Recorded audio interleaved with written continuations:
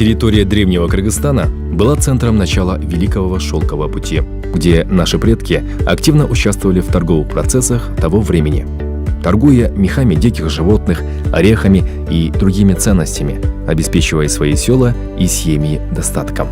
Проходят времена, эпохи, политические режимы, но одно остается неизменным – это торговля.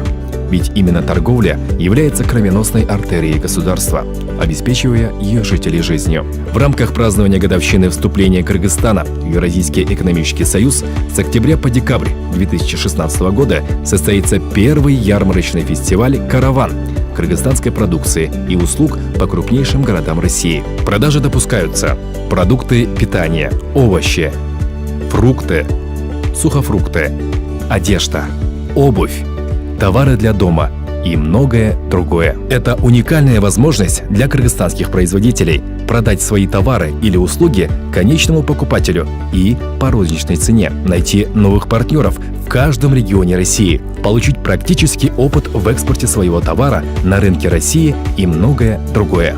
Ярмарка организована региональной общественной организацией «Мекеним Алатоо» при поддержке Министерства экономики, посольством Кыргызской Республики в Российской Федерации и другими общественными и государственными организациями России и Кыргызстана. Приглашаем всех желающих производителей и предпринимателей принять участие на первом ярмарочном фестивале «Караван» с октября по декабрь 2016 года. Более подробная информация о возможности участия по телефону +7 965 226 99 99, либо по почте info@kyrgyzexpo.ru, либо на сайте www.kyrgyzexpo.ru.